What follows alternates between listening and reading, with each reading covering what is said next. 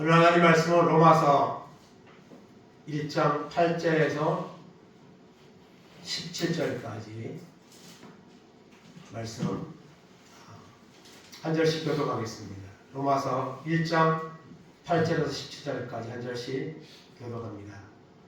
먼저 내가 예수 그리스도로 말미암아 너희 모든 사람에 관하여 내 하나님께 감사함은 너희 믿음이 온 세상에 전파됨이로다. 내가 내 아들의 복음 안에서 내 신령으로 섬기는 하나님이 나의 증인이 되시거니와 항상 내 길을 쉬지 않고 너희를 말하며 어떻게 하든지 이제 하나님의 뜻 안에서 너희에게로 나아갈 좋은 길 얻기를 구하노라.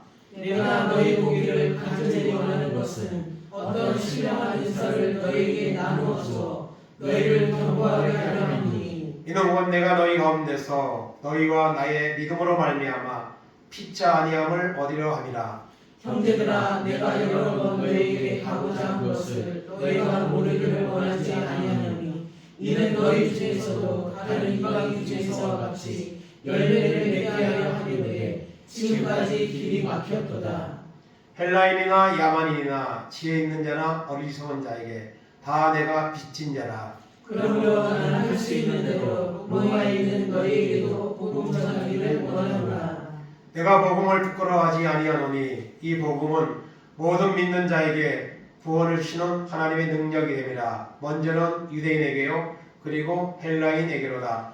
복음에는 하나님의 의가 나타나서 믿음으로 믿음에 이르게 하나니 기록된 바 오직 의인은 믿음으로 말미암아 살리라 함과 같으니라. 아멘. 오늘 말씀의 제목 한번 따라 하시겠습니다. 복음의 빛을 갚으라. 아멘. 오늘 말씀 가운데 빛이라는 단어가 나오고 있습니다. 빛이라는 것은 있으면 안 좋은 거죠. 근데 사실 이 국가적으로 보면 매스컴에서는 이 빛 이야기가 가끔 나옵니다. 우리나라는 이 나라빛도 다른 나라에 비해서는 많이 적다고 해도 나라빛도 많고 또 한 개인의 빛도 가구마다 많은 빛을 지고 살고 있습니다.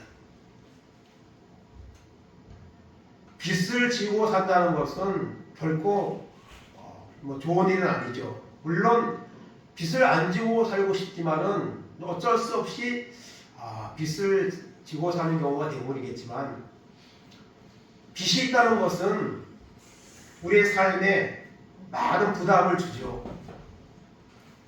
그래서 여러분 빛을 진 사람은 빛을 싹 갚아버리는 순간 아마 해방감을 느낄 겁니다. 해방감을. 빛이 있으면 그 빛 때문에 늘 마음의 불안이 있고 또 독촉도 받고 이제 이런 가운데 있죠. 그래서 사랑의 비대에는 지지 말라고 또 성경에서는 말씀하고 있습니다. 근데 이 빛은 세상적으로 물질적인 빛도 있지만 영적으로 보이지 않는 바로 복음의 빛이 있습니다. 오늘 하나님은 이 말씀을 통해 우리가 빚진 자라는 사실을 우리가 깨닫기를 원합니다. 우리가 육신의 빛은 지지 않으려고 하고 있으면 그것 때문에 부담스러워하지만 영적으로는 다 빚진 자입니다. 하나님을 믿지 않는 사람들은 이 영적인 빚진 자의 마음이 없습니다. 그러나 하나님 믿는 사람은 영적으로 빚진 자의 마음이 반드시 있어야 됩니다. 빚이 없는 사람이 빚을 갚을 걱정을 하겠습니까? 안 하죠. 그러나 빚이 있는 사람은 그것 때문에 부담스러워하고 이걸 내가 빨리 갚아야 되겠다는 생각을 하게 되어 있습니다. 우리가 마찬가지입니다. 영적으로 분명히 다 우리가 빚진 자인데 그 빚진 자의 마음이 없으면 거기에 대해서 내가 빚진 자라는 마음을 갖지 않고 이것을 갚아야 되겠다는 이런 생각도 하지 않고 행동도 하지 않는다는 것이죠. 그래서 오늘 말씀을 통해 복음의 빛을 갚으라. 복음에 우리가 비친 자다 하는 말씀을 사도 바울의 고백을 통해서 우리의 고백이 되기 원하는 마음으로 이 말씀을 나누기를 원합니다.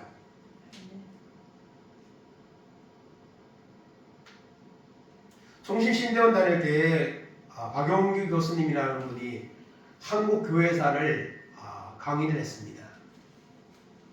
그 목사님은 강의 시간에 출석 체크도 안 했습니다.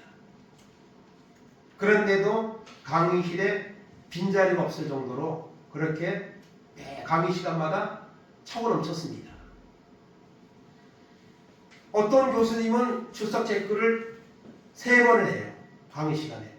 한 번 하고 중간에 하고 또 한 번 또 하고 끝에 하고.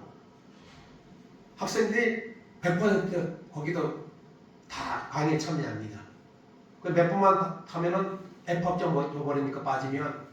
그런데 이 박영규 교수님은 얼마나 열정적으로 한국 교회사를 그렇게 와닿게 그렇게 강의를 하시는지 너무 학생들이 도전을 받고 그냥 그렇게 강의를 들은 적이 있습니다. 그래서 제가 오늘 말씀을 준비하면서 그 목사님 근황을 접봤더니 지금은 총신대학교 이제 나이가 있으셔서 명예교수로 활동을 하시고 박용규 TV라는 유튜브를 통해 이제 또 그런 활동들 작년에 그 미국 그 에즈버리라는 작은 도시의 대학교에서 성령의 임재 강하게 나는 그런 사건이 있었습니다. 책불이 끝나고 20여 명의 학생들이 남아 있었는데 기도하기 시작했는데 성령이 강하게 임재하고 해서 뜨겁게 기도하고 그리고 학생들이 더 많이 몰려들어서 기도하고 그래서 오히려 성령 임재 사건 같은 그런 사건이 일어나서 이렇게 이슈가 된 적이 있습니다. 이 목사님이 거기에 대해서 그 담당했던 그런 분하고 인터뷰를 하셨더라고요. 그래가지고 3가지 질문을 했습니다. 이게 정말 오순절 성장 사건 같은 그런 임재 사건이었냐? 두 번째는 1970년도에도 그런 일이 있었는데 그거하고 같은 그런 이제 내용을 담고 있냐? 셋째로 그 사건 이후에 그 학교의 학생들에게 어떤 변화가 있었느냐? 이런 질문을 이제 하시더라고. 근데 그 3가지 질문에 대해서 오순절 성령 사건하고 같은 사건이다. 그리고 1970년도에 나타났던 그런 성령 부흥 사건하고 같은 그런 형태를 띠고 있고 그리고 사건 이후에 학생들이 마약이나 술이나 성적인 것들을 갖다가 끊어버리고 그리고 세상으로 나가서 복음을 전하는 그런 이제 삶으로 변화되었다 하는 그런 이제 인터뷰를 제가 찾다 보니까 나오더라고요. 근데 그 교수님이 그 총신신대원 때 그 한국교회사를 강의했는데요. 그때 저도 이제 모든 학생들이 참 이제 도전을 많이 받았습니다. 우리나라 초창기에 있었던 그런 선교사들의 헌신 이런 내용들을 주로 이제 많이 강의를 이제 하셨습니다. 그 중에 제가 몇 가지 그 내용을 소개를 하려고 합니다. 왜냐하면 이 사람들에게 우리가 주님 앞에도 빚진 자이지만 이렇게 자신의 젊은 청춘을 바쳐서 우리나라에 와서 순교를 하며 복음을 전한 그 사람들에게도 우리가 빚진 자이고 또 누군가의 나에게 전도를 해준 사람에게도 빚진 자이고 이런 마음이 있기 때문에 그 내용을 잠깐 소개를 하려고 합니다. 첫 번째는 로버트 토마스 선교사입니다. 이분은 최초의 순교자로 이렇게 알려져 있습니다. 영국 웨일즈에서 태어났고요. 그리고 런던에서 공부를 하고 목사 안수를 받았습니다. 그리고 나서 이제 그 아내와 함께 중국 선교를 갔습니다. 중국 선교를 갔는데 4개월 만에 아내가 세상을 떠납니다. 그래서 너무 충격이 돼가지고 하나님, 내가 하나님의 복음을 전하고 이곳에 왔는데 제 아내가 데려가십니까? 충격이 돼가지고 선교를 안 하고 세관에서 일을 했습니다. 세관에서 일을 하고 있는데 한국에서 중국으로 온 그 천주교 신자들 두 사람으로부터 한국 대한 그런 이제 복음의 어떤 현실들을 듣게 되었습니다. 그리고 나서 한국 선교에 관심을 갖게 되었습니다. 그리고 나서 이 사람이 이제 몇 달 동안 한국어를 좀 기초적인 것을 배우고 한문 성경을 이제 몇 권 가지고 한국으로 들어오려고 했습니다. 그런데 뭐 그 당시만 해도 뭐 배편이나 이런 것이 없었기 때문에 힘들었습니다. 그러던 중에 제너럴 서머너라고 하는 이런 상선이 조선으로 오는 것을 알게 되어서 거기에 통역 겸 안내자로 그 배를 타고 한국으로 이제 오게 됐습니다. 오게 되었는데 우리나라에 그 배가 입항을 하지 못했습니다. 왜냐하면 그 당시에 흥선대원군이 세국정책으로 다른 나라의 문물을 전혀 용납하지 않는 그런 정책을 쓰고 있었기 때문입니다. 그래도 그 배는 계속해서 무리하게 이제 입항을 하려고 했고, 그래서 거기서 전투가 벌어집니다. 전투가 벌어지는데 상선이긴 하지만 그 배에는 이 화포 이런 무기들이 있었습니다. 우리나라 그걸 쏘니까 사실은 전쟁에서 게임이 안 되는 거죠. 그런 중에 홍수가 나서 물이 찼다가 물이 빠지면서 배가 기울어져서 자초하게 됐습니다. 그리고 그 배에 불이 나고, 그러면서 그 배에 타고 있던 사람들이 살기 위해서 바다 위로 막 뛰어들었습니다. 그럼 나오는 대로 다 죽였죠. 그 중에 그 토마스 선교사가 성경을 이제 가지고 헤엄을 쳐서 나왔는데, 이제 그 박충건이라고 하는 그 병사에게 이제 죽임을 당합니다. 그때 그에게 박충건에게 이 성경을 전해주려고 했는데 실패했습니다. 그리고 떨어뜨렸는데, 그리고 이제 순교를 당했습니다. 그런데 그 박충건이 그 성경을 주워가지고 갔습니다. 뭔가 하고. 그래서 그것을 읽고 나서 예수를 믿게 되었고, 안주교회에 최초로 영주가 되는 이런 사건이 있게 되었습니다. 그리고 이 박충건이 예수 믿고 그 다음에 그 조카 이영태를 전도했는데, 그 사람이 또한 한국 초창기에 이 한국어로 이 번역을 하는데 아주 크게 쓰임받는 이런 영향력을 발휘했습니다. 그래서 이 토마스 선교사가 발단되어서 그 후에 많은 선교사들이 한국 계속 찾게 되었고, 그리고 복음의 씨앗이 조선 땅에 뿌려지기 시작했습니다. 지금도 이 마포에 가면 양화진에 가면 선교사들의 그 성지가 있습니다. 한국에 와서 순교했던 선교사들의 묘지가 있습니다. 그리고 용인에 가면, 그 양재에 가면 또 순교자 기념관이라는 곳이 있는데요. 거기는 우리나라의 순교자들, 초창기 복음을 전했던 순교자들의 그런 이제 비석들이나 이것이 있습니다. 한번 가면 너무 그런 이제 우리나라 기독교 역사, 순교자들의 모습, 또 우리 신앙의 모습을 돌아볼 수 있는 아주 좋은 곳입니다. 양재에 가면 순교자 기념관이라고 있습니다. 종진대학교에서 신동에서 멀지 않은 곳에 있는데요. 이렇게 복음의 선교사들의 이런 헌신을 통해 복음이 전해졌죠. 근데 이때 26세에 순교를 했습니다. 그리고 초창기에 또 복음을 위해서 또 우리에게 이번에 이제 박충건 나중에 평생을 이제 복음을 위해서 이제 우리나라 초창기에 이제 쓰임을 받았던 사람입니다. 그리고 또 한 사람은 이 서성윤이라는 사람이 있는데요. 이 사람은 평신도죠. 평신도인데 중국에서 예수를 믿게 되었고, 그리고 이제 중국에서 이쪽 복음 그걸 가지고 우리나라에 와서 전도하려고 들어오다가 국경에서 검색대에서 이게 발각이 되었습니다. 그래서 한국에 그것을 가지고 들어올 수도 없을 뿐더러 처형을 당할 수도 있는 그런 상황이 있었는데, 그때 그것을 담당하고 있던 그 담당자들이 김효순, 김천년이라는 사람인데 이 서상윤하고 먼 친척벌 되는 사람이었습니다. 하나님을 얘기해 놓으신 거죠. 그래서 그 사람을 통해서 그 사람이 이렇게 봐줘가지고 이제 옥에서 감옥문을 열어놓을 테니까 가라. 사도행전 16장에 나오는 바울과 신라가 기도할 때 옥문이 열렸던 것처럼 하나님이 그 사람들을 예비해 놓으셔서 옥문을 열어놓을 테니까 조선으로 가라. 그런데 그때 서상윤이 그 성경책도 좀 달라고 요구를 해서 그걸 가지고 와서 이제 전도를 했습니다. 그러다 발각이 되어서 이 도망을 하게 되었는데 그때 이 서상윤이 중국에 있는 존 로스 선교사라는 분에게 편지를 썼습니다. 전도를 해야 되는데 전도지 성경이 없는 거예요.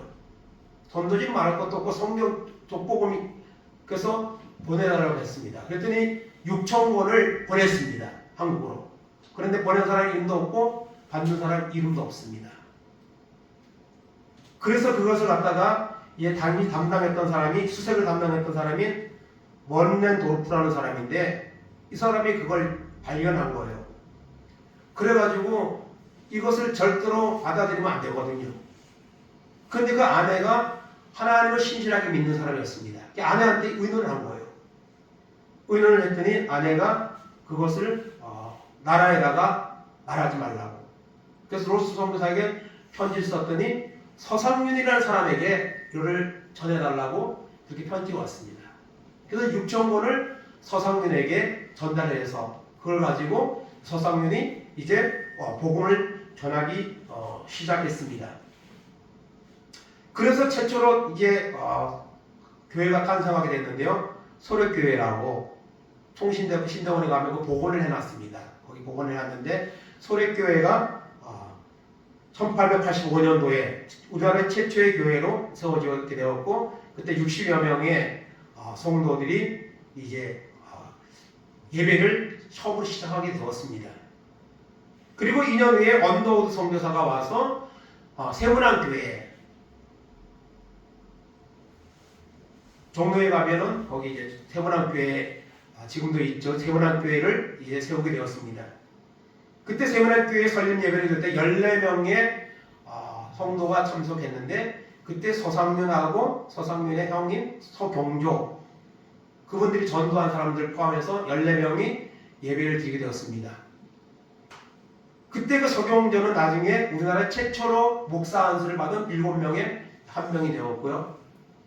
그때 그 존 로스 선교사가 한국에 들어와서 그 세문안교회 설립 예배에 참여를 했습니다. 자신이 6,000권의 성경을 보내주었는데 그 복음의 열매가 옅어서 이제 세문안교회가 설립을 하게 된 겁니다. 창립을. 그때 존 로스 선교사의 눈에서는 눈물이 뚝뚝뚝 떨어졌다고 합니다. 너무 감동이 돼서.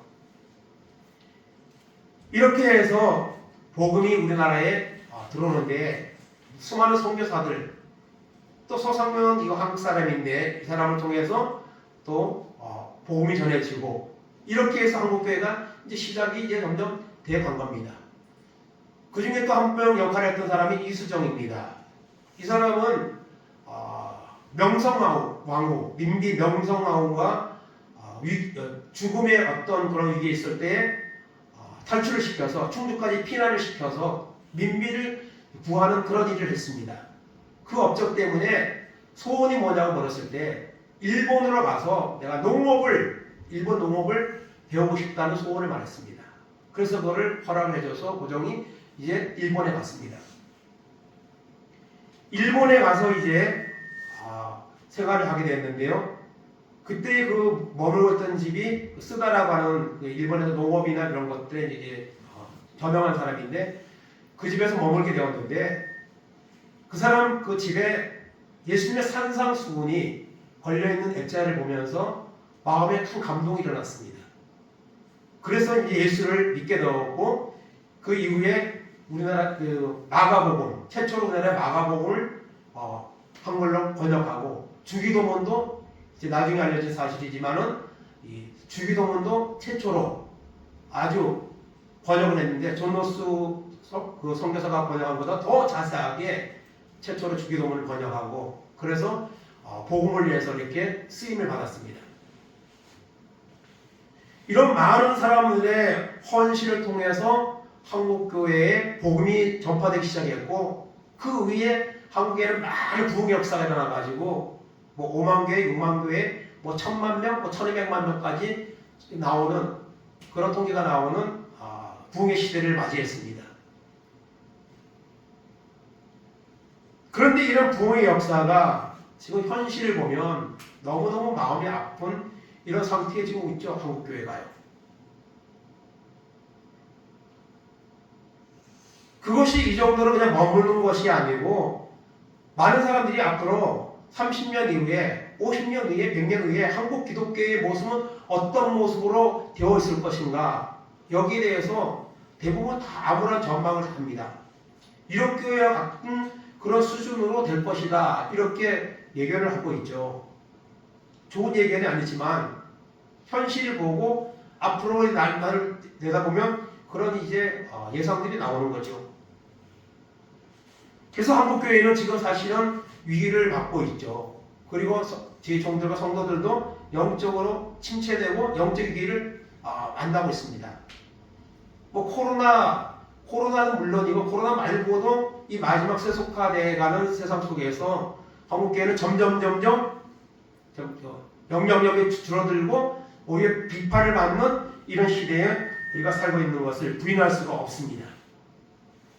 그래서 오늘 우리는 이 초대교회, 한국교회의 초창기에 있었던 이런 몇몇 인물들을 제가 소개를 했는데요. 이런 분들이 정말 그 당시에는 목숨을 걸고 와서 복음을 전했잖아요. 그리고 많은 사람들이 실제 순교를 당했습니다. 그 사람들이 그 젊은 나이에 그런 인재들이 우리나라에 와서 복음을 왜 전했겠습니까? 바로 복음의 빚진 자의 마음, 이 복음이 땅 끝까지 이르러 증인이 되라는 그 사명의 은혜를 받았기 때문에 그 일을 한 겁니다. 그래서 오늘 우리는 이 말씀을 통해서 이 복음의 빚진 자의 마음을 우리가 조금이라도 우리가 갖는 이런 시간 내기 원하는 마음으로 오늘 우리가 말씀의 은혜를 나누기를 원하는 겁니다. 오늘 로마서 1장 13절 15절 다시 한번 보겠습니다. 형제들아 내가 여러 번 너희에게 가고자 하는 것을 너희가 모르기를 원하지 아니하노니 이는 너희 중에서도 다른 이방인 중에서와 같이 열매를 맺게 하미로되 지금까지 길이 막혔도다. 헬라인이나 야만인이나 지혜 있는 자나 어리석은 자에게 다 내가 빚진 자라. 그러고 나는 할 수 있는 대로 로마에 있는 너희에게도 복음 전하기를 원하노라. 아멘. 바울 사도는 정말 수천리 수만리를 다니며 많은 이방 지역에 가서 복음을 전했죠. 예수 만나고 후에. 그런데 그 당시 세계를 통치하는 지배하는 로마에 가서 복음을 전하기 원하는 간절한 마음이 있었습니다. 그런데 오늘 말씀에 있는 것처럼 길이 열리지 않는 거예요. 그래서 이 로마서 복음을 통해서 앞으로 내가 너에게 가기 원한다 하며 그들에게 이 복음에 대해서 명확하게 서신으로 보낸 거죠. 그 로마서는 정말 너무나도 이 복음에 대해서 명확한 이런 내용들을 소개하고 있죠. 그래서 이 복음을 로마에 가기 원하는 것은 로마에 가서 그들에게 복음을 전하기 위해서. 그리고 여러분 내가 빚진 자라 했습니다.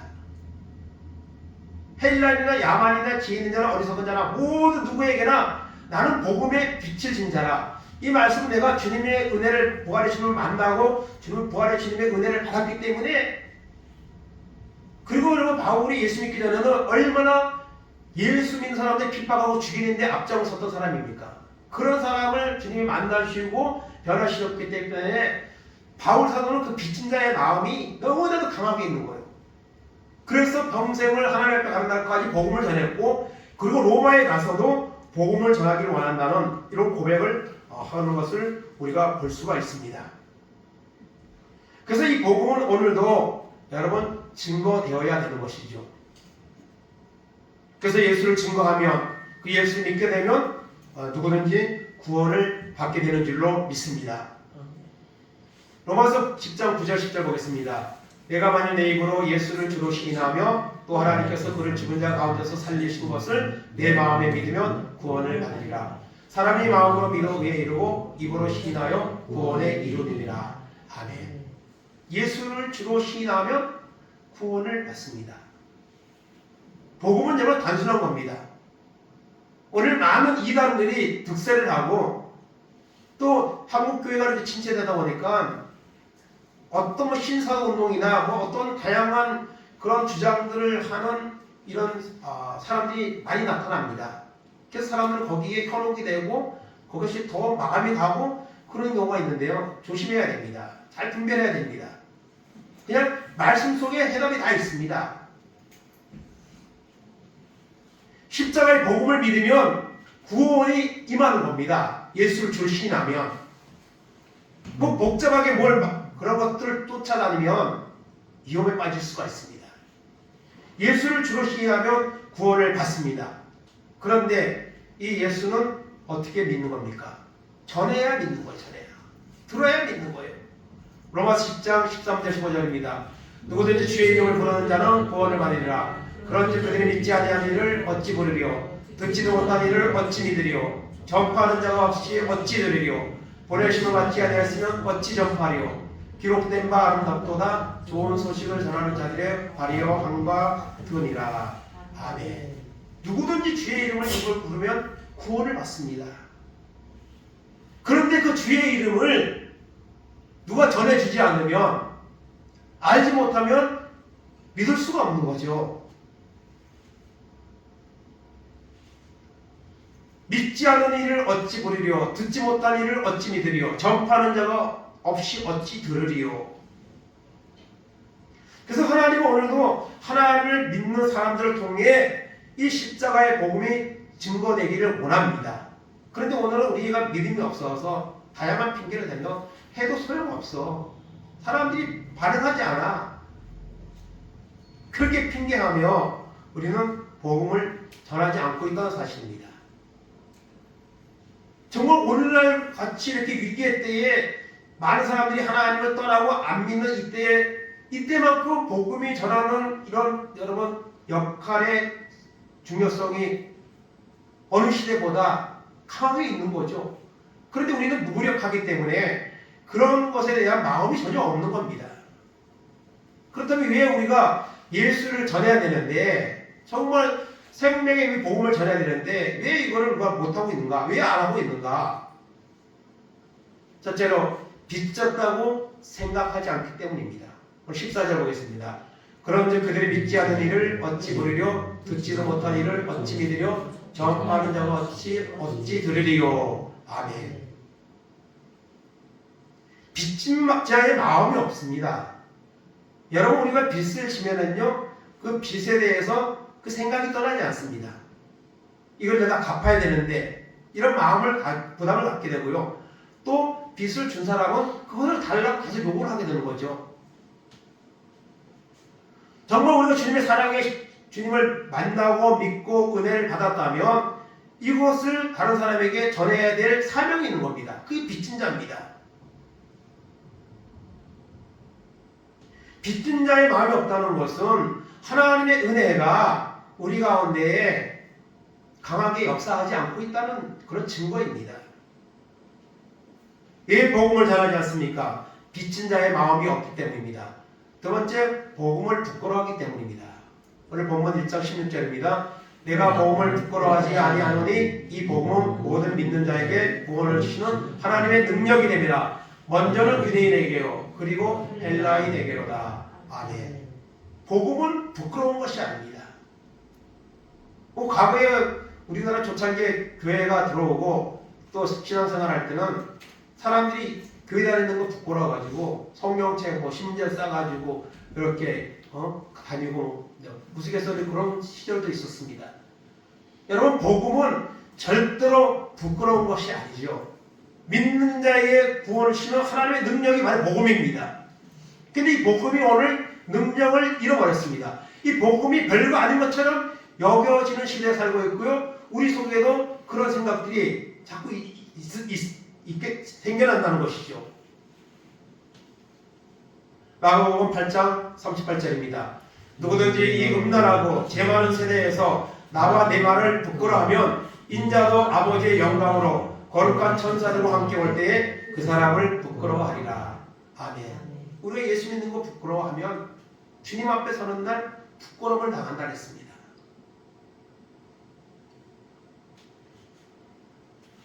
우리가 자랑스럽고 위대한 것이 있다면 그것을 여러분 부끄러워하겠습니까? 자랑으로 여기고 그것을 떠들고 다닐 겁니다. 우리가 이 복음을 전하지 않습니까? 복음을 부끄러워하기 때문입니다. 세 번째는 왜 복음을 전하지 않느냐? 믿음이 없기 때문입니다. 결국 로마서 1장 17절입니다. 복음에는 하나님의 의가 나타나서 믿음으로 믿음에 이르게 하나니 기록된 바 오직 의인은 믿음으로 말미암아 살리라 함과 같으니라. 의인은 믿음으로 삽니다. 믿음이 있으면 그 믿음은요 반드시 다른 사람들에게 영향력을 나타내게 되어 있습니다. 증거하게 되어 있습니다. 그러나 복음은 누구에게나 필요한 겁니다. 세상에 복음이 필요하지 않는 사람은 없습니다.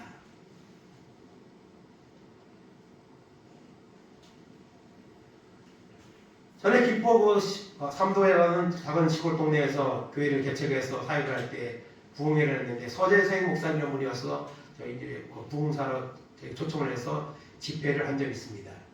이분은 주지승까지 한 사람입니다. 그런데 교통사고 나서 병원에 입원했는데 간호사가 스님도 예수 믿으면 좋겠어요. 그랬더니 화를 벌썩 내면서 그냥 나무랬답니다. 그런데 나중에 그것이 시발점이 되어서 예수를 믿게 되었고, 그리고 목사가 되어가지고 이 불교하고 기독교하고 이 비교하는 책들도 엄청 많이 쓰고요. 그래서 이제 그런 사명을 감당하는 그런 목사를 모시고 부흥회를 한 적이 있습니다. 여러분, 복음은 누구에게나 필요한 겁니다. 다른 종교 믿는다고 해서 그것이 필요하지 않는다. 그건 절대 아닙니다. 지금 요즘은 여러분 WCC나 뭐는 이제 어떤 그런 모든 종교에는 구원이 있다 하는 이 종교다원주의 이런 것들이 한국교회도 지금 많이 나타나고 있습니다. 교회들이 거기에 대해서 큰 교회들이나 이런 교회들이 거기에 대해서 용납을 하고 이런 접근을 하고 뭐 하나가 된다 하는 이런 행사도 하고, 이거는 정말 잘못된 것이죠. 복음 외에는 구원이 없습니다. 이 복음을 우리가 이걸 전해야 됩니다. 그런데 이런 여러 가지 이유 때문에 결론적으로 말하면 주님을 만난 은혜가 없기 때문에 우리가 복음을 전하지 못하고 있는 거예요. 그러니까 비친 자의 마음으로 내가 정말 복음을 나가서 열심히 전한다면 그것은 여러분 내가 확실한 믿음의 은혜가 있다는 증거이기 때문에 너무 중요한 것이죠.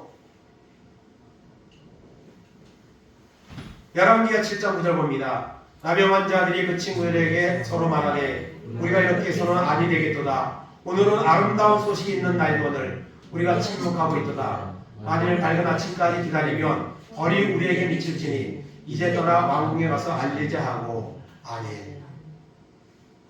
그 당시에 뭐 사마리아 성이 포위가 됐는데, 그래서 그 시간이 흐르면서 성 안에 먹을 것이 없어서 아이까지 잡아먹는 그런 비참한 광경이 일어났습니다.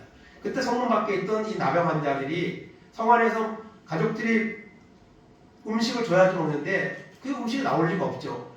그래서 마지막 수단으로 우리가 아람 군대에게 가서 우리가 살려달라고 요구해서 살려주면 살고 어차피 죽을 목숨이니까 그런 마음을 가지고 갔는데 하나님이 역사를 해서 큰 우레소리를 발하여서 아람 군대가 싹 물러가게 하는 그런 일을 하셨습니다. 그런데 사마리아 성 안에 있는 사람들은 그 사실을 전혀 모르죠. 그 나병 환자들은 그곳에서 마음껏 음식을 먹고 좋은 것들을 막 챙겼습니다. 그러다가 이 말을 하는 거예요. 우리가 이렇게 하면 안 된다. 이 아름다운 소식, 아람 군대가 물러갔다는 소식이 그 성 안에 있는 얼마나 여러분 좋은 소식이고 전해야 될 소식이겠습니까? 그래서 우리가 이렇게 하면 안 되겠다. 당장 가서 이 사실을 알리자. 안 그러면 우리에게 벌이 내릴 거다. 그러면서 성 안에 들어가서 그 소식을 전했습니다. 그랬더니 안 믿는 거예요. 그래서 수색대를 보내가지고 확인해 보니까 정말 물러간 거예요. 여러분, 우리가 전하는 복음은 이처럼 귀하고 아름다운 겁니다. 아름다운 소식입니다. 이 소식을 전하는 사명을 감당하라고 하나님이 교회를 세우셨고요. 우리를 하나님 부르신 줄로 믿습니다. 그런데 이런 비친 자의 마음이 없으니 우리가 이 일에 대해서 전혀 무관심하고 있다는 사실을 오늘 말씀을 통해서 우리가 교훈을 얻어야 되는 줄로 믿습니다. 전도는 부득불 할 일입니다. 뭐 은사 받은 사람은 하는 게 아닙니다. 믿는다면, 은혜 받았다면 다 해야 되는 일이고 하게 되어 있습니다. 고린도전서 9장 16절입니다. 내가 복음을 전할지라도 자랑할 것이 없으면 내가 부득불 할 일입니다. 내가 복음을 전하지 아니하면 내게 화가 있을 것이로다. 아멘. 부득불은 반드시 꼭 해야 될 일이거든요. 해도 되고 안 해도 되는 일이 아니라는 거죠. 바울 사도는 적어도 그런 마음을 가지고 복음을 전했습니다. 왜냐하면 빚진 자의 마음이 정말 개인 중에 개수 같은 자신에게 찾아오셔서 만나주시고 변화시키고 구원해주시는 그 주님의 은혜를 생각할 때에 빚진 자의 마음이 있었고 그 복음을 계속 전했기 때문에 이 복음을 전하지 않으면 내게 화가 있을 것이다. 그 4명의 나병 환자가 말했던 것과 똑같죠? 이것을 전하지 않으면 내게 화가 있을 것이다. 그런 마음을 가지고 여러분 복음을 전한 겁니다. 오늘 우리도 이 시대에 정말 믿지 않는 우리 가족들, 믿지 않는 이웃들 너무나도 많습니다. 그들이 여러분 우리가 복음을 전해도 소용없다고 생각하고 안 전해서 그렇지 사실은 여러분 마게도냐 사람들이 우리에게 와서 복음을 전해달라고 바울의 환상중에 임한 것처럼 여러분 복음을 기다리고 있습니다. 근데 복음을 전하는 팔이 없는 거예요. 지금요. 교회가 이렇게 위기 가운데 있는데도 복음을 전하지 않습니다. 그러면 여러분 전도를 하기 위해서는 우리가 어떻게 해야 됩니까? 성령 받아야 됩니다. 은혜 받아야 됩니다. 사도행전 1장 8절입니다. 오직 성령이 너희에게 임하시면 너희가 권능을 받고 예루살렘과 온 유대와 사마리아 땅까지 이르러 내 증인이 되리라 하시니라. 아멘. 주님이 부활하셨고 그리고 복음을 전하라고 했지만 그들은 과거로 업으로 돌아가려고 했죠. 그런 그들이 복음을 전하고 다 순교자가 될 수 있었던 것은 바로 성령이죠. 오늘 이 시대에도 성령은 역사하십니다. 2023년 에지버리 대학에서 일어났던 성령의 그것이 오늘 우리는 마치 정말 신기한 것처럼 이렇게 여겨지고 그것은 전혀 지금 오늘 이 시대에 있는 우리 가운데는 일어나지 않는 것처럼 그렇게 오히려 우리 생각하고 살아가는 그런 마음의 굳어진 상태가 우리에게 있습니다. 그러나 여러분 하나님은 오늘도 사모하는 자에게 은혜를 주시고요. 만나주시고요. 변화시켜주시고요. 그리고 쓰시는 역사가 있다는 사실을 우리는 여러분 믿어야 되는 것입니다. 이 제자들이 그 변화한 그런 사건은 성령 아니고는 설명이 안 됩니다. 그렇게 도망가고 숨고 그랬던 그들이 그렇게 변한 것은 바로 하나님의 성령을 받고 은혜를 받았기 때문에 오늘도 우리가 은혜 받으면 그 한 사람을 통해서 하나님은 얼마나 많은 복음이 전해지고 많은 사람들이 하나님께 돌아오는 역사를 행하신다는 것을 우리가 기억해야 됩니다. 그리고 우리 한 사람 한 사람이 그런 마음의 도전을 갖고 주인공이 되기 원하는 결단을 우리가 해야 되는 줄로 믿습니다. 순교로 복음을 전하는 사람들 여러분 며칠 전에 OBS 인천방송을 보다 보니까 콜로세움이라는 그런 다큐멘터리 영화인데요. 그것을 이게 나오더라고요. 틀다 보니까 이 콜로세움은 로마에 있는 원형 경기장이죠. 지금도 세계적인 그런 유산으로 지금 뛰고 있는데 그 옛날 그 시대에 사실 수만 명이 들어가는 그런 경기장을 있다는 게 참 대단한 거고 사실 이 원형 경기장에서는 많은 전투사들의 전투도 있고 그렇지만 특별히 로마가 기독교를 박해할 때 기독교인들을 잡아다가 사자밥으로 굶주린 사자를 풀어놓고 기독교인들을 이렇게 잡아먹게 하는 그리고 그것을 갖다가 수만 명이 보면서 즐기는 그런 시대가 있었습니다. 그런 박해의 시대가.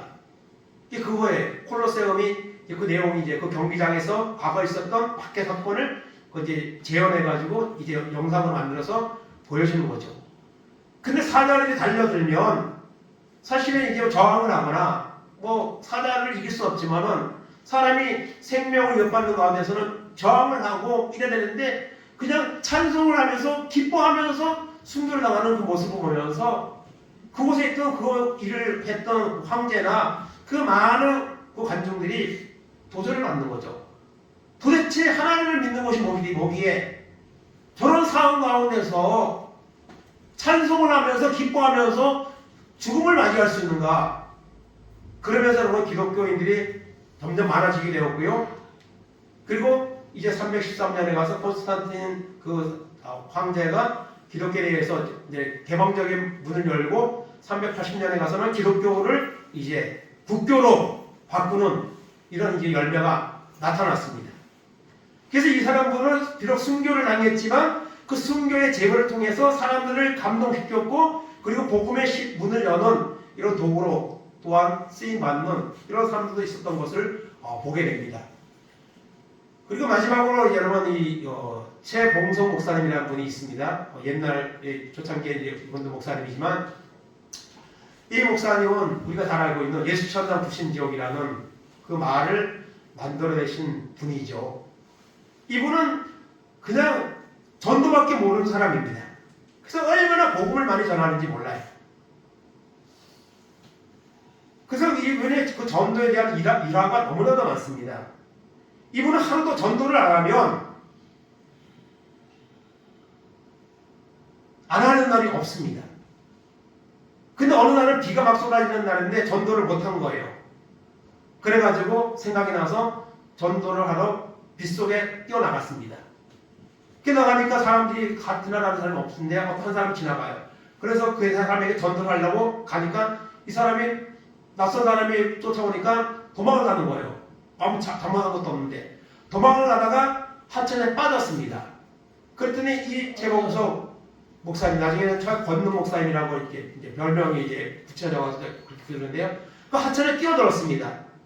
그랬더니 그 사람이 왜 그러냐고 했더니 예수님 믿어야 된다고, 예수 믿으세요 하고 전도를 이제 했다는 거죠. 그리고 아들이 먼저 죽어서 장례식을 하게 되었는데 그날도 그 장례식에 참여했던 다른 목사님들이 목사님 오늘은 아들의 장례식이니 오늘은 그냥 조용히 장례를 이렇게 했으면 좋겠습니다. 그랬더니 그 목사님이 무슨 말씀 안 하고 우리 아들은 죽어서 지금 천국 갔고 이 장례식 온 사람 중에 예수 안 믿는 사람들이 있는데 내가 그 사람들에게 전도를 해야지 무슨 소리 안 하고 그래서 아들 장례식에서 여러분 전도를 했다는 그런 말도 있고요. 이번에 또 재밌는 것은 전도를 너무 많이 하고 다니다 보니까 공부를 많이 못한 거예요. 공부를 학교에서. 그래서 이 시험 봤는데 낙제 점수가 지금 나오는 거예요. 졸업을 못하는 거예요. 그래가지고 어느 날 불러가지고 교수들이 이제 회의를 하는 거예요. 그때 이 봉수 목사님이 기도를 하겠다고 내가 기도를 한번 하겠다고 그래서 기도를 했습니다. 그때 뭐라고 기도했냐면 하나님 제가 아무 전도만 하고 다니다 보니까 공부를 해서 시험을 못 봐서 졸업을 못합니다. 이 교수님들의 마음을 움직여 주셔서 졸업 좀 하게 해달라고 그렇게 기도를 했다고 합니다. 그래서 교수들이 이제 졸업을 했던 그런 일화도 있고요. 그러니까 전도 예수 천당 부신지옥 정말 이것이 나중에는 사람들이 이것을 가지고 이제 훈련을 시키는 그런 분도 있고 그랬는데요. 그래서 이것이 뭐 전도가 되겠느냐? 시대에 따라서 전도의 어떤 방법이나 이런 것들을 좀 바꿀 필요가 있지 그렇게 말하지만요. 사실 이게 진리입니다. 예수 믿으면 천국 가고 예수 안 믿으면 지옥 간다. 이런 복음을 전한 사람들이 있습니다. 그래서 한국교회는 부흥을 했고요. 정말 부흥의 전성기를 이뤘지만 지금은 자꾸 퇴보를 하고 있죠. 오늘 우리는 말씀을 통해서 복음에 비친 자라는 사실, 바울 사도가 가졌던 마음, 그리고 이 땅에 와서 복음을 전했던 많은 순교자들, 또 이 땅에서 복음을 전했던 많은 초창기 초대교회의 성도들, 또 사자밥이 되어가면서도 찬송하며 기쁨으로 자신이 믿는 천국을 바라보며 확신에 차서 순교를 행해서 그것을 통해서 복음을 로마인들의 마음을 열었던 그런 순교자들, 그들을 통해서 하나님은 복음의 역사를 오늘까지 이루어왔습니다. 그런 복음이 멈춰지지 않기를 하나님 원하고 있습니다. 오늘 여기 앉아있는 나를 통해서 그 복음에 비친 자의 삶을 살아가며 여러분 복음이 전해지기를 원하는 마음을 주님이 갖고 있다는 사실을 여러분 기억하시기를 바랍니다. 오늘 신앙 칼럼에 보면 나 대신 죽었답니다. 이것도 마찬가지인데요. 이거는 일본에서 선교를 하기 위해서 배를 타고 가다가 한 젊은 청년이 폭풍을 만나서 배가 침몰합니다. 그런데 그 구명조끼를 1등석에 있는 사람만 입을 수 있는 거예요. 근데 이 청년이 성교를 하러 가다가 풍랑을 만나서 배가 침몰하는데 그 조끼를 입으면 살 수 있는데 어떤 할머니가 빠져서 지금 죽어가고 있는 거예요. 그래서 이 구명조끼를 그 할머니에게 던져줬습니다. 그리고 마지막으로 말했죠. 할머니, 제가 할머니에게 이 구명조끼를 던져줘서 할머니가 살게 되면 사는 것처럼 하나님이 예수님을 보내주셔서 예수님이 우리를 위해 죽으셨는데 그 예수님을 믿으면 구원을 받는다고 다른 사람들에게 좀 전해주십시오 하고 그 청년은 거기서 순교했습니다. 그리고 그 할머니는 그 구명조끼 때문에 이제 구명정 타고 살아났습니다. 그리고 나중에 다른 나무에 예수를 믿게 되었고 곳곳마다 다니면서 그 청년이 자기에게 했던 말을 하면서 예수님이 나를 위해서 죽으셨답니다. 그 청년이 나를 위해서 구명정 그걸 양보해 줘서 내가 사는 것처럼 하나님의 아들 예수님이 우리를 위해 죽으셨고 그분을 믿으면은 생명을 얻는다고 그렇게 말했습니다. 그러면서 많은 사람들에게 복음을 전했다는 그런 내용의 칼럼을 제가 찾아서 여기 실었습니다. 오늘 우리도 여러분 예수님을 믿는데 이 구원의 은혜가 우리 가운데 임하기를 바랍니다. 넘치기를 바랍니다. 그래서 빚진 자의 이런 마음이 우리 가운데 임하여서 나 한 사람을 통해서 수많은 죽어가는 영혼들에게 이 아름다운 복음이 선포되는 이런 도구로 쓰임 받는 은혜가 오늘 우리 가운데 임하기를 간절히 소원합니다. 아멘. 이 시간 다 같이 주님의 빚진 자, 주님의 빚진 자, 복음의 빚진 자라는 그런 찬양이 있는데요. 이 찬양 같이 한번 부르고 통성으로 말씀 붙잡고 기도하겠습니다. 임동진 목사님이 찬양하신 것 같은데 같이 찬양 뜻을 생각하면서 찬양하고 난 후에 말씀 붙잡고 하나님, 나는 복음의 빚진 자입니다. 마태복음 18장에 나오는 것처럼 1만 달란트 빚진 자 탕감해 주었잖아요. 그런데 100대나리 빚진 자를 갖다 멱살을 잡았다가 다시 감옥에 갔잖아요. 여러분, 갚을 수 없는 죄악의 빚을 우리는 탕감받았습니다. 주님의 십자가의 보혈로. 그 빚을 여러분 갚아야 됩니다. 그래야지 주님 앞에 서는 날 우리가 부끄러워하지 아니하고 우리가 바울사도와 같이 나를 위해 멸류관이 예배되어 있다, 이런 고백을 할 수가 있게 되는 줄 믿습니다. 이 찬양 드리고요, 잠시 기도하겠습니다.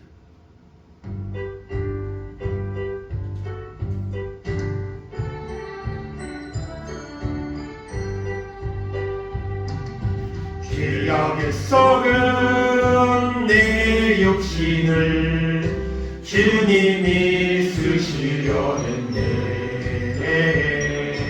죽음의 덫에 걸려있는 몸 주님이 쓰시려 했네.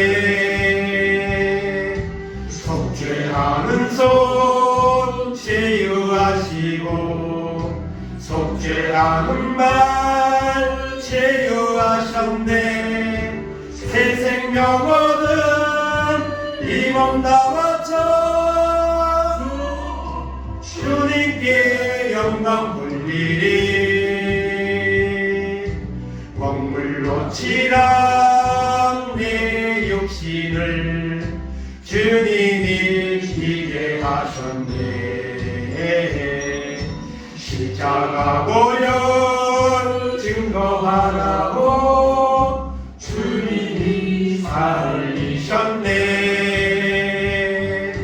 기도할 때에 음성 주시고 찬송할 때에 기쁨 주시네. 내 작은 일, 내 작은 몸을 주님의 붙들린 자라.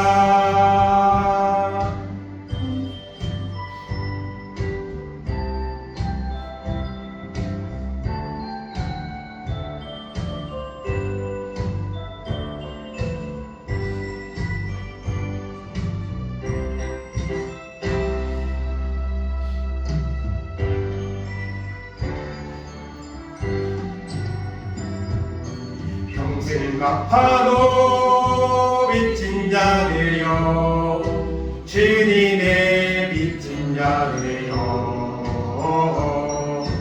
주님 가신 길 객가였건만 눈물만 솟구치네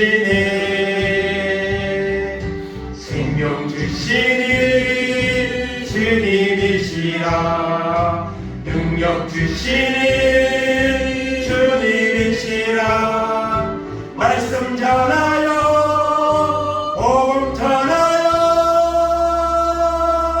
주님의 빛을 바꾸리. 이 시간 다같이 동성으로 기도하겠습니다. 우리는 주님 앞에 비친 자입니다. 주님이 나를 위해 십자가에서 우리의 죄악의 빛을 다 갚아 주셨습니다. 이 주님을 우리가 만나서 이 주님의 복음을 빛을 전하는 삶을 살아갈 수 있도록 믿지 않는 가족, 믿지 않는 사람들에게 복음을 전하는 귀한 사명을 감당하는 도구로 우리 남은 생에 쓰임받을 수 있도록 인도해달라고 주여 삼창하시고 동성으로 기도합니다. 주여! 주여! 주여! 하나님 아버지 감사합니다. 오늘도 하나님 우리를 인도하시고 하나님 전에와 예배할 수 있도록 우리를 부르신 하나님에 감사합니다. 하나님 불의 아들이 올 자가 없다고 했습니다. 오늘도 하나님 편하고 예배자를 서게 하시고 하나님을 찬송하며 아버지 믿음으로 하나님 한 시간 드릴 수 있도록 인도하시는 하나님 감사합니다. 하나님 우리는 비친 자입니다. 복음에 비친 자입니다. 주님 앞에 비친 자이고 우리에게 복음을 전하는 선교사들에게 우리에게 복음을 전했던 사람들에게 비친 자입니다. 이 복음의 빛을 갚으라고 하나님 말씀하고 있습니다.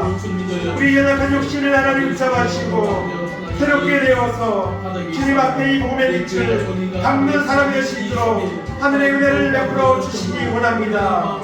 예수님의 죄인 같은 하나님 바울로 만나주시고 주님의 십자가 사랑을 아버지 하나님 깨닫게 하시고 그 보름의 눈물을 평생 주님의 복음의 빛을 갚으며 살아갔던 그 복음의 빛의 오늘 영향력이 우리가 너를 임하기 원합니다.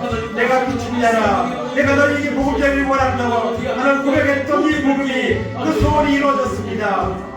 오늘 하나님 아버지 이 마지막 때에 아버지 우리 하나님 믿는 사람들이 하나님의 은혜를 잊어버리지 말게 하시고 복음의 은혜를 받아서 이 비친 자의 마음을 가지고 복음을 선포하게 하시고 하나님 앞에 영광소리는 은혜가 있도록 하여주시고 하나님 붙잡아 주시기 원합니다. 평생 갚아도 갚을 수 없는 이 복음의 빛을 증거할 수 있는 삶될 수 있도록 하나님 은혜를 베풀어 주시옵소서. 성령 받고 은혜 받아 이 복음의 빛을 비춰서 이 자리를 차고치게 하시며 하나님의 영광을 놀래 역사에 나가시도록 하나님 인도하여 주시기 원합니다.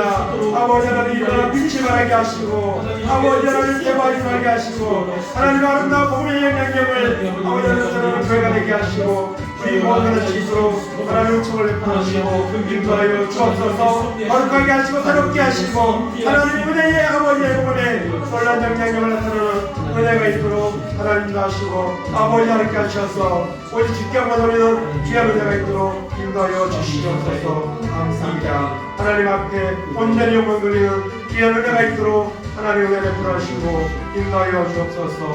감사드리며 예수님의 이름으로 기도합니다. 하나님 감사합니다.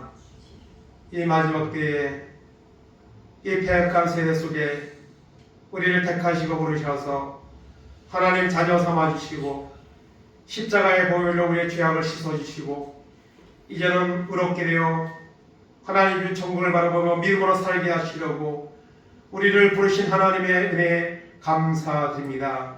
이 주님을 우리가 만나게 하시고 이 주님의 은혜를 받아서 이 복음의 비친 자인 것을 알게 하시고 평생 갚아도 갚을 수 없는 이 복음의 빛을 조금이라도 갚아나갈 수 있는 결단과 은혜가 우리 가운데도 임하게 하여 주옵소서. 우리는 비친 자입니다. 주님 앞에 비친 자이고 이 땅에 와서 숭배의 피를 뿌리며 복음을 전했던 자들에게 비친 자이고 우리에게 복음을 전해주었던 누구에게 비친 자이고 이 비친 자의 마음을 가지고 이제는 이 빛을 청산할 수 있도록 하나님 우리를 사용하여 주시고 은혜를 베풀어 주시기 원합니다.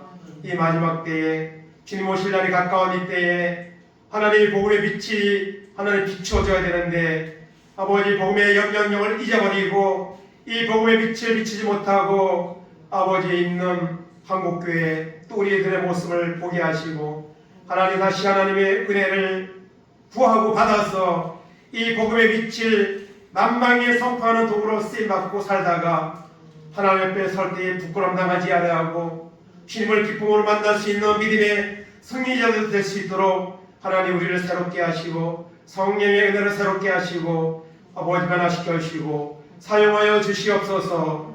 감사드리며 예수님의 이름으로 기도하옵나이다. 아멘. 다 같이 일어나셔서 찬송가 505장 하겠습니다.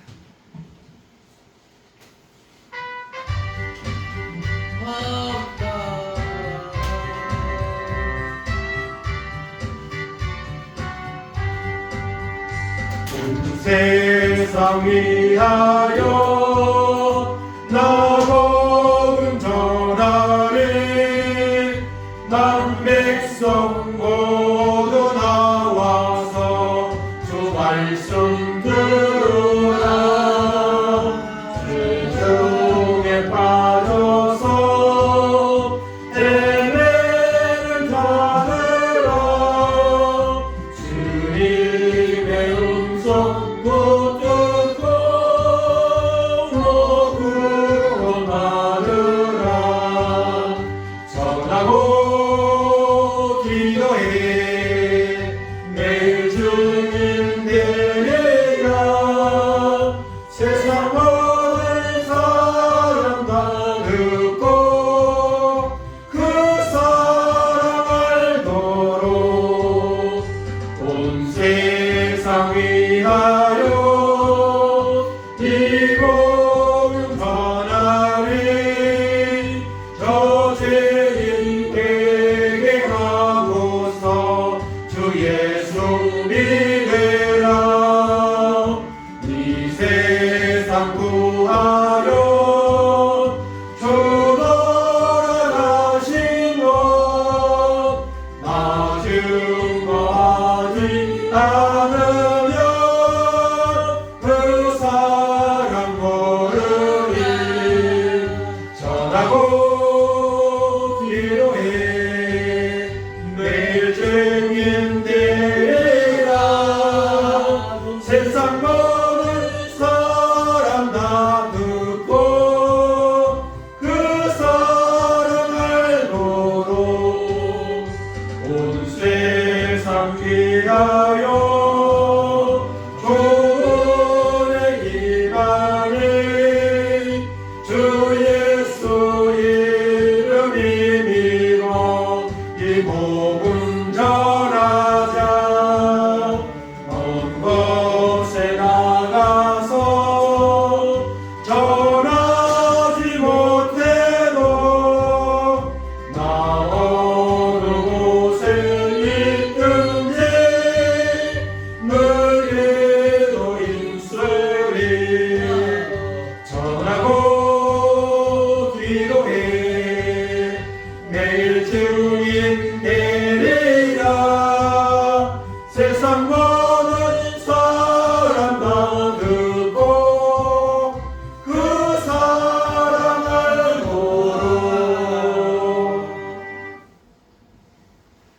지금은 죄값으로 영원히 죽어 마땅한 우리를 위해 십자가에서 피 흘리심으로 말미암아 우리의 죄를 다 해결해 주시고 이제는 주님의 비친 자의 마음을 가지고 주님을 사랑하고 주님을 전하는 은혜를 주시는 우리 주 예수 그리스도의 은혜와 하나님 아버지의 놀라우신 사랑하심과 성령의 감화감동 교통하시니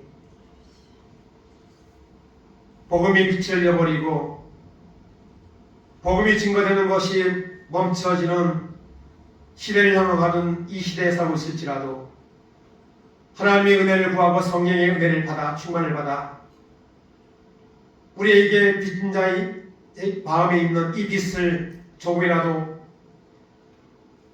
갖고 살다가 주님 앞에 서는 날 영광스러운 그런 승리의 자리에 이르기를 원하는 우리 모든 성도들 머리 위에, 저들의 가정 위에, 자녀들 위에, 하는 산업들 위에, 이 나라 이 민족 위에 이제로부터 영원까지 함께 있을지어다. 아멘.